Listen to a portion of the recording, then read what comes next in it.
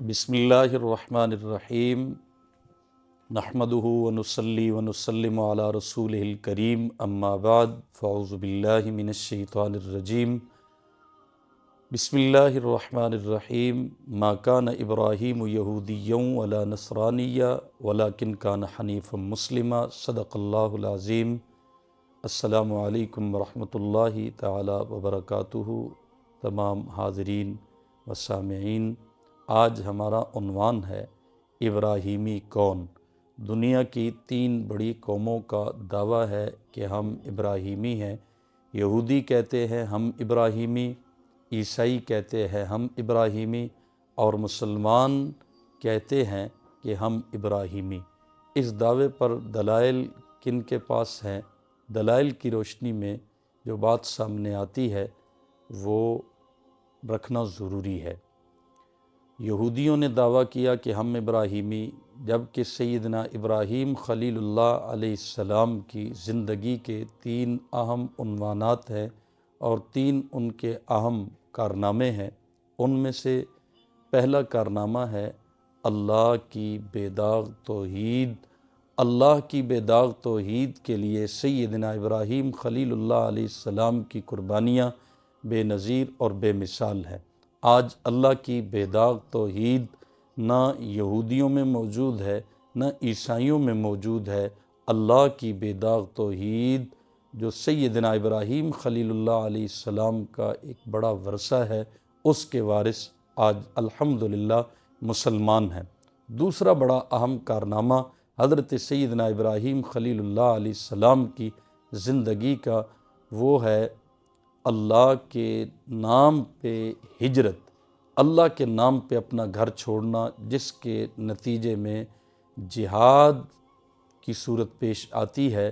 یہ ہجرت اور جہاد کا تصور بھی آج نہ یہودیوں میں ہے نہ عیسائیوں میں ہے، بلکہ یہود اور عیسائی یہ ہجرت اور جہاد کے مخالف ہیں، جبکہ مسلمان ہجرت اور جہاد کا تصور صرف رکھتا ہی نہیں بلکہ اس پہ عملاً یقین کرتا ہے اور دنیا میں اس کا مظاہرہ بھی کرتا ہے۔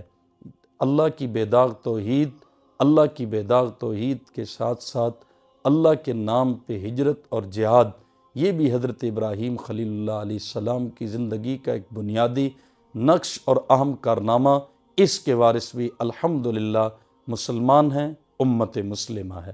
تیسرا اہم کارنامہ اور نقش سیدنا ابراہیم خلیل اللہ علیہ السلام وہ ہے قربانی۔ آج قربانی کا تصور بھی نہ یہودیوں میں ہے نہ عیسائیوں میں ہے، بلکہ قربانی پہ ان کے اعتراضات ہیں، قربانی پہ ان کی مخالفت ہے۔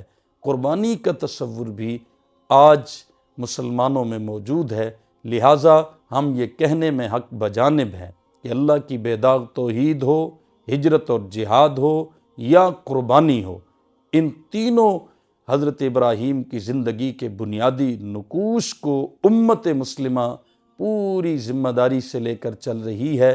لہذا جن جگہوں کی نسبت حضرت ابراہیم خلیل اللہ علیہ السلام کے ساتھ ہے، وہ بیت اللہ ہو یا مسجد اقصی بیت المقدس ہو، اس کی وارث بھی امت محمدیہ، امت مسلمہ ہے کہ جن کے درود پاک میں بھی اپنے نبی کریم صلی اللہ علیہ وسلم کے نام نامی، اسم گرامی کے ساتھ جد الانبیاء حضرت سیدنا ابراہیم خلیل اللہ علیہ السلام کا نام نامی، اسم گرامی موجود ہے۔ لہٰذا ہم دنیا کی قوموں کو کہتے ہیں کہ ہدایت یا ابراہیمی ہونا یا حق پہ ہونا یا خدا کے نمائندے کی راہ پہ چلنا ہے تو پھر تمہیں محمدی بننا ہوگا، محمد الرسول اللہ کا سچا سچا متبع بننا ہوگا۔ یہ نہیں ہو سکتا کہ کوئی یہودی رہ کر کہے کہ میں آسمانی مذہب کا اب پیروکار ہوں،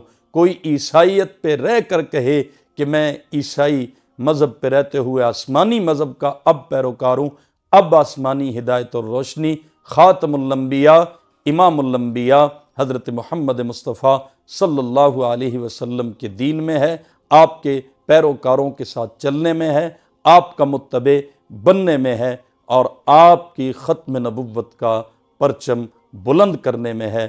اللہ تعالی ہمیں سچا ابراہیمی اور سچا محمدی بنائے۔ والسلام علیکم ورحمۃ اللہ وبرکاتہ۔